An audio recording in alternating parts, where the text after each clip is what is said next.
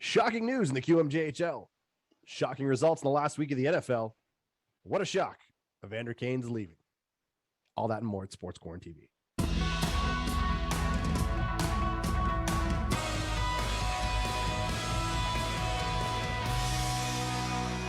What's up, everybody? Welcome to another episode of Sports QuaranTV. Chris Dobson, Gerry Green coming at you to give you all the news that we possibly can in the world of sports. Jerry, hope all is well, man. We've got a great show. We've got a lot to talk about, so we're going to get right into it. The shocking news that was, we talked about it last week on the show, or I should say the shocking news that wasn't. Elliot Desnoyers, not on the move, ends up staying a Halifax Moosehead. Unreal, Chris. I mean, it was reported not only by a lot of people that know the inside of the CHL, or Quebec Major Junior Hockey League in specifics. The player himself, Elliot Desnoyers, thought he was going to be traded in a podcast that he appeared on for the Philadelphia Flyers. Everything lined up that way, Chris. But when the final day of the trade period a week ago hit, we were waiting and waiting. Nothing ever developed. And the next thing we know, Moncton and St. John are in bed together. And who knew that Philip Daoust was coming back to the Q? That rhymes, eh? Who knew that Philip Daoust was coming back to the Q? And he becomes an integral part of a trade between Moncton and St. John, which includes another goaltender. Goaltenders being swapped. Chris, it was unbelievable. And the person sitting on the outside looking in is Elliot Desnoyers, who's still in Halifax. Halifax didn't make any trades, Chris. And, you know, we watched the kid play in Moncton and how close he was in 2019-20 when COVID stopped what would have been a tremendous Moncton Wildcat team for a President's Cup or a Memorial Cup, and goes to the World Juniors, has that pulled out from underneath him, and now has the opportunity to play for St. John, literally pulled out from underneath him, Chris.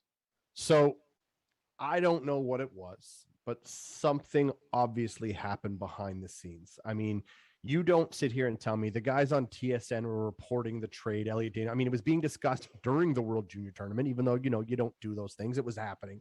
Mm-hmm. He talked about it. You mentioned on that Philadelphia Flyers podcast. He obviously knew the trade was in the works. You know, you speak to anybody who's in the know, whether it's TVA guys or people in the media that you and I've had an opportunity to share, a broadcast booth with or a conversation with. Elliot Desnoyers was on his way to St. John. Now, something took place. The trade did not happen.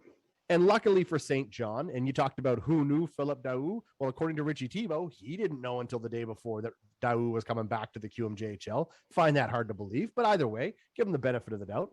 But overall, it worked out great. You look at the trade acquisitions, and I think the key piece going back to Moncton was that young defenseman. That was the key piece in the Desnoyers deal as well. Nathan Grenier, yes. Nathan Grenier. So when that didn't come through, he was the key piece of the Desnoyers trade too. So, you know, that's the fact that asset was still good. Great on Trevor to be able to turn this around. My question at this point is, and I'm really excited for St. John to see what they've done, is did they make too many moves? Because sometimes you see how many players coming on in. One of my favorite moves St. John made during this trade period is bringing in Cape Breton Eagles forward Connor Trenham.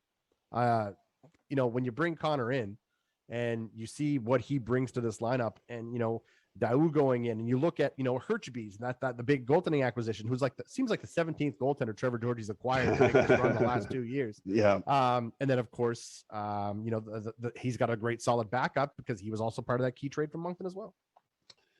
Chris, the numbers are like this: 5 forwards added, 1 defenseman, 1 goaltender. And of course, you throw Yan Kuznetsov in there. He's only played 5 games with St. John and relatively new to that too, but he didn't come in a trade. Of course, he was drafted by them and eventually does come from the AHL. But 5 forwards, Chris, that you're throwing in, and 5 forwards that could easily, well, let's say 3 of them can be your top 6 for sure. Yep. You know, and then you've got Langdon and Trenham, who I threw in there as the 5 forwards as well, are going to be your character guys down in the 3rd and 4th lines. Right. And also you added the import up front in Ansem from the Latvian from Baie-Comeau, who's drafted by Pittsburgh. They made that exchange as well. So they've added a lot of pieces that have some time that they have to blend together. But Chris, the thing that kills me on this is, okay, if there should have been some groundwork in place between Halifax and St. John, and Or then Halifax and anybody for that matter. and the dotting of the I's and crossing of the T's to make it happen. What does Halifax know Daou doesn't come back? What does St. John do if they don't get Desnoyers? Because Daou is a big piece, and getting Couture as well as a backup goaltender is a nice piece to add as well. But I don't think St. John ever thought that they were going to be trading with Moncton on the last day of the trade period. Do you? I can confirm they did not. It's not even a thought. I know they didn't. This wasn't something. Now, again, I think there was. I do know that Trevor Georgie tried to acquire Philip Daou in the spring. I know that St. John wanted Daou before Belleville had decided they were going to keep him in the AHL for as long as they were. Now, how does that work on the back end? Does Belleville say, we'll send Philip Daou back to the QMJHL under the conditions he goes to the contender to get him the Memorial Cup experience they're looking for? Okay, so at that point, now Trevor and Richie have to have that conversation and say, okay, we need to find a way to make this work. What I love about this deal is for both parties. St. John got instantly better. You talked about Thomas Couture, you talked about Blagden, you talked about Philip Daou being the key piece there. But Moncton essentially adds without losing a whole lot. I mean, by losing Daou, who you haven't seen all season, he's your blue chip here. You get Nathan Grenier as part of the key piece of that whole deal. To top it off, now you've got Jonathan Lemieux to finish out your season in Moncton. So you got another veteran in that locker room. The team's playing well enough as it is. I think that was a great trade for Richie Thibault and a great trade for Trevor Georgie. Yeah, the unfortunate part of the trade, the collateral damage from the trade is that Jacob Stewart had to be put on waivers by the Moncton Wildcats. And the reason being, he's a 20-year-old. And when you bring in Lemieux as the 20-year-old, you got Carl McCaw, Bellamy now, Jackson Bellamy on the blue line, correct, and Lemieux as your 3 20-year-olds. So Jacob Stewart, but Jacob Stewart lands on his feet, Chris. The Summerside Western Capitals of the Maritime Hockey League are going to be hosting the Fred Page Cup this year. They have a tremendous team, and Jacob Stewart will be a tremendous force. And I've seen it before, Chris. I've seen a lot of junior A hockey. When you get a player that has the skill and the strength and the skating ability of a Jacob Stewart, who's been prominently played in the bottom 6 in the Q, come to the MHL, he becomes a bona fide star. And so, Billy McGuigan and the folks in Summerside are certainly happy. They picked him up from Pictou, who Pictou had his rights, and he's going to land at his feet. He's going to get an opportunity to play for a national championship. You watch. So thank goodness for that. But that's the collateral damage that happens, from some of these trades. So it still boggles my mind, Chris, was Halifax playing hardball at the end of it? Was Cam Russell trying to screw things up for St. John? Was it the ownership? Who knows?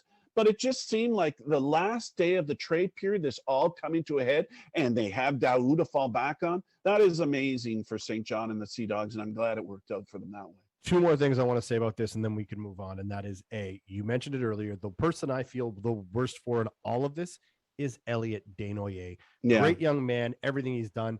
Not only did you mention he had his opportunity robbed of that great Moncton Wildcats team. He was part of that huge deal going back to Halifax that brought Jared McIsaac and Bo Grew to Moncton.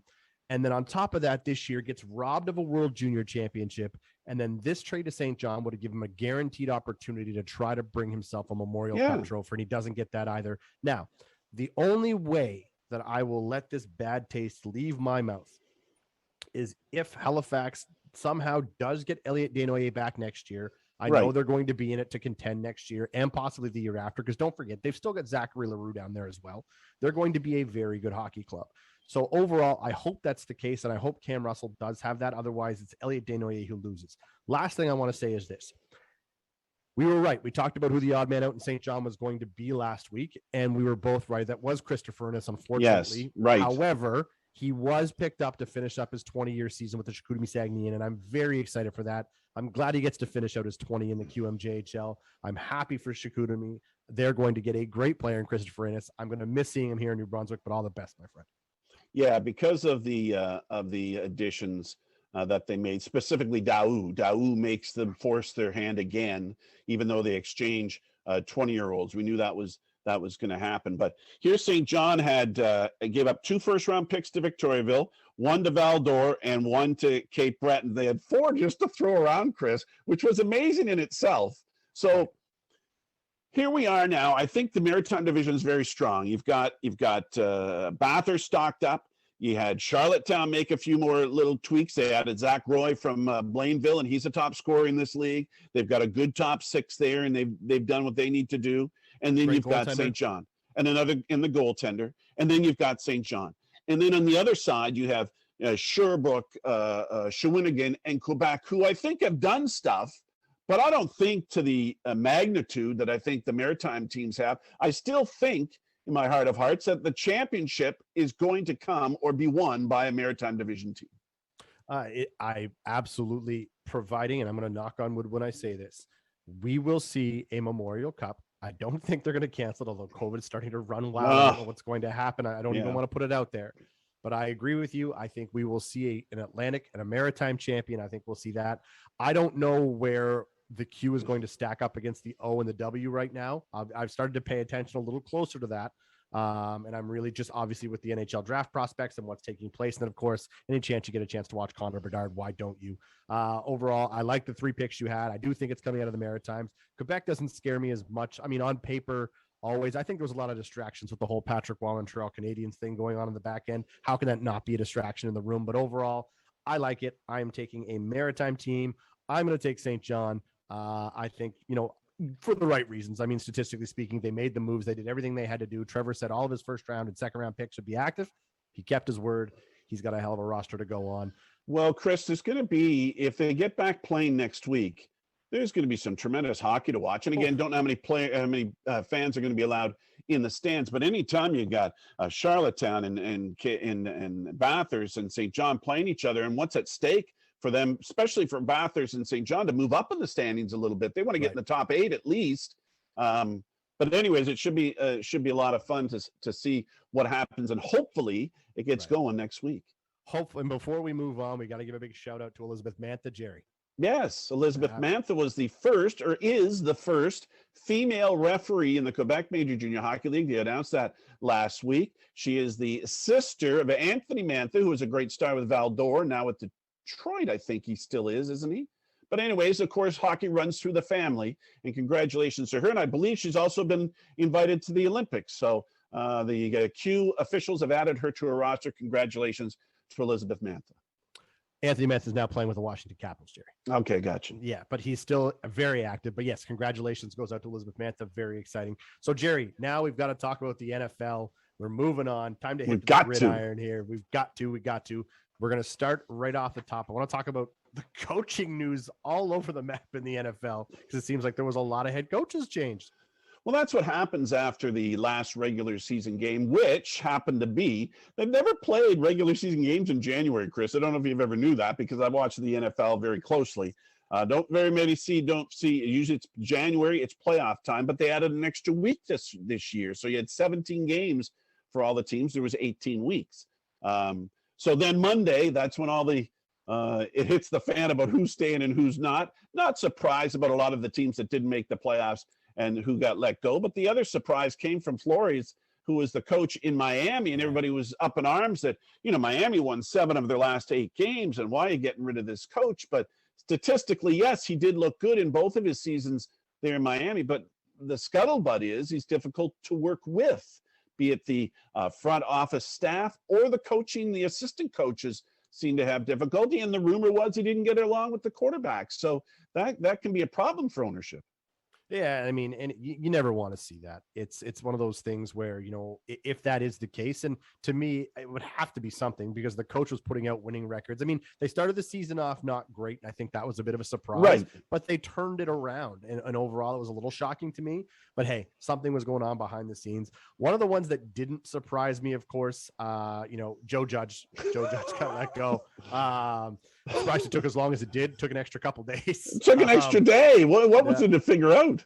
I don't know. Can we please just quickly talk about that 3rd and 9 QB sneak? I mean, I just don't understand it. Well, he did it on the 2nd down too, Chris. If you didn't, the route, he did it on the 2nd down and the 3rd down. They're inside the 5-yard line. Yes, you're probably nervous that you're going to give up, a safety, but you don't have faith in your offensive line to hold it until the quarterback can get an opportunity to either run it, to hand it off and run it, or pass it. It was the most ridiculous thing I've ever seen. It's an embarrassment to a great franchise in the New York Giants, and they should be embarrassed. New York Jets should be embarrassed too. I can't believe the 2 teams in the biggest city in North America are that bad, and that it continues to be because of bad ownership. Listen to these numbers. So the Giants rank since Joe Judge hiring before the 2020 season. This came out on January 10th. Points per game, 16.3, ranked 32. Yards per game, 293.3, ranked 32. Yards per play, 4.8, ranked, surprise, 32.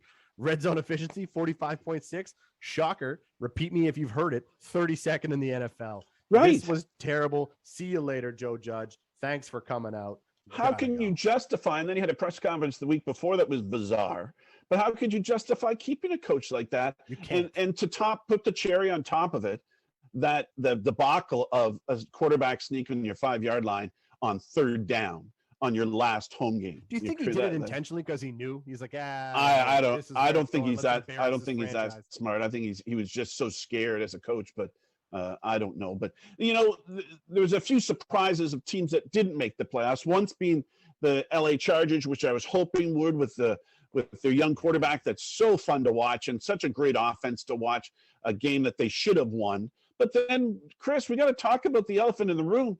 The Indianapolis Colts had to win one of their last 2 games, either versus the Las Vegas Raiders at home or on the road versus Jacksonville, which historically they don't play well, and historically they didn't again. So I actually had a good laugh, and that was you did a good cry. You had a good cry. No, I swore, broke a few things. It was embarrassing. But I was looking at the record of the Jacksonville Jaguars. We'll say in the last 16, they're 2-14. Yeah. They're 5 before that. They're 3-2 against the Colts, 2-14 against everybody. Yes, in the league. I saw that stat too. So I don't understand. You talked about head coaches. You know what's surprising? That Frank Reich still has a job. I'm a little surprised too. But that's Chris Ballard. That's Jim Irsay. Now, Jim Irsay finally spoke to the media this week. I think a lot of fans were waiting for it. He apologized to the fans. He understood it was a disappointment. He talked about how going 0-3 to start the year was not, it kind of had their backs against the walls. And I was like, don't give me that crap. You needed to beat the worst team in the league on the last week, and your quarterback didn't show up. Although you brought it up off camera, we were talking about it. Their O-line was terrible. It was. Give any support, but you got to make plays. The O-line was fine if Jonathan Taylor needed to run. It made no sense to me. They absolutely need another left tackle. They need another wide receiver. Carson Wentz will not be the QB to start the season next year. Okay. I'll go on the record right now. I'll say it right now. I don't think he will be. Now, after seeing Andrew Luck looking homeless at that game, I don't think they're going to convince him to come back. But overall, yeah, it was a disappointment for sure. As a Colts fan, I was heartbroken. But hey, at this point, it's over for me. The pain is over. The Habs suck. It wasn't even close, the Lakers Chris. Suck. I can't win. It wasn't even close. It was embarrassing. Every time I looked, Wentz was running for his life. So you put it on him. I think the offensive line and the offense in general, 6 sacks against. He fumbled it once and there was intercepted once. But the 6 sacks, and it seemed like he was running for his life the whole time. But what does Jacksonville do? They have their best offensive game of the season by scoring 26 points against who I thought was an Indianapolis an Indianapolis defense that has been great. So it was perplexing, and you can pin that on the coach by not having them prepared and telling them to be ready for a team that's going to be fired up to be the spoiler, and that's exactly what happened. It sets up a great weekend coming ahead, Chris. We got 6 games happening Saturday, Sunday, and now they have a game on Monday. Let's talk about them. Yeah, it's one of those things where I'm excited for this time of year. Now that I don't have a dog in the race. You got Raiders in Cincinnati on Saturday. Who do you like there? I like the Bengals. Okay, what do you think about the way the Raiders came back to beat the Chargers and had the opportunity? And we can talk about it for just a second. The infamous, the timeout called by San Diego was there. They had the opportunity to play for a tie, but I think the Raiders are sitting back and saying, well, we're going to kick a field goal regardless. If we make it, great. If we don't, we're in two. So we let the clock tick down. And it was an interesting that it could have possibly been a tie, of which everybody was talking about. Every bookie in the world was stressed out at that game, Sure, finishing with a tie. But overall, I you know what, you're right. The only thing I didn't like about that game and the way they closed out after it was done, they showed the cameras and the players talking to each other, saying, "Were you going to kneel on it? Were you going to let the clock run out?" And they made it look like they were going to. I didn't like that. I didn't like, because I agree with you. They were going to kick that field goal regardless. Great win for the Raiders. I just think Joe Burrow's too great to match up against. I think, like I said, I like the Bengals. Yeah, they scare me though, Chris. I like the Bengals too. On paper, they look like they're great, but they've let me down this season so many times where you look like, geez, they've won 3 in a row. They're beating big teams, and then they have a stinker. So, and this is going to be on home field too. And I think the Raiders are still high from their victory. I'm a little iffy about that. Yeah, but I'll go with you there on the Bengals. So the other game on Saturday, the Patriots have to go into Buffalo. Buffalo's ready, and they're not going to be surprised by anything Belichick throws at it. It's going to be a tough task for the Patriots. It's not even that they're not. It's not even that Buffalo's ready. I don't even think this is going to be a close game. I think going into Buffalo, I think Mac Jones, as good as they've been, they've proven they've seen their weaknesses. You could watch the Indy New England game to find those weaknesses. There was 1,000 of them. You could. But Chris, back, sorry, I've seen a lot of football games in cold weather because I'm a CFL fan. Right, cold weather can be an equalizer for both teams, where it might come down to a good hard running game that maybe New England can surprise Buffalo, because I think once you get out of Buffalo, I think you just got Green Bay for a cold weather climate as you get deeper into the playoffs. But it could be a surprise, and the weather's not supposed to be real cold in Buffalo come Saturday. Let's talk Eagles and Bucks. Well, I don't think, the Eagles are fortunate to be back into the playoffs. Here, they're into the playoffs. Carson Wentz left them to get into the playoffs, and here the Eagles are in. I think the Bucks will manhandle them, and I still think, okay, Rodgers MVP. I think Brady's MVP. He's got the most yards. He's got the most passing. He's got the most touchdowns. How can you ignore him? I know it's boring and dull, but he's the man. Yeah, I fully agree. I don't even think that'll be close. We've only got 3 minutes, Jerry, and we still have to go. So we've got 49ers and Cowboys. 49ers and Cowboys. I'm taking the 49ers. I still don't think the Cowboys are for real. I think the 49ers are high as a kite. Absolutely. Again, I hate agreeing with you so much. It kills me. Steelers and Chiefs, Big Ben. I don't think this is going to be close, although Big Ben came out today and said he doesn't care. He made it. He's happy. Yeah, I heard Steeler fans saying, hey, we're playing with house money. We're happy to be there. We'll wave our towels. If we lose, we'll be all right too. Absolutely. You got to think the Chiefs are going to dominate, though. Absolutely. I think so for sure. 12.5-point favorites. Cards and Rams. Hey, but look at the Colts were 14 or 16-point favorites over Jacksonville. Move on. We've moved on. Let it go. Cardinals and Rams. That's a real toss-up for me. I'm still not sold on the lad, the quarterback. His name escapes me at the moment. The Rams quarterback. Kyler Murray. No, the Rams quarterback. Stafford, buddy. Stafford. I'm still not sold. So that's a toss-up for me. That'll be a great game. I'm taking Arizona. I think the Cardinals will win. All right, let's move on. We got a minute and a half. I want to talk National Hockey League because we talked about it in the opener. Evander Kane buyout, San Jose. He's on the move. He's going to end up. They say he'll have a team by the end of the week. A lot of rumors speculating it's going to be the Edmonton Oilers. Oh, Chris, I can't see him coming to Canada. Dustin Byfuglien kicked him out of Canada when the Jets kicked him to the curb and kicked him down to Buffalo. And that was a great trade on the Jets' part. But would Edmonton go that? I don't think Canadian hockey fans and Canadian purists will want him on their team. It'll be interesting to see where he lands. If I'm Connor McDavid right now, I walk into Ken Holland's office again for the 14th time since I've brought this up on the show. Maybe this is all part of the ploy. Maybe Connor wants Evander Kane to come in so that he can demand a trade. Who knows?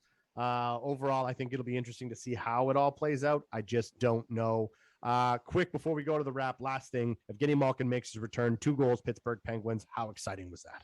Well, he's a great. I can't believe how long he's been gone. But here they're winners of 11 of their last 12. They had a little stumbling block. They'd won 10 in a row, lost one. Now they're back on a roll again. Pittsburgh's a team to contend with in the NHL.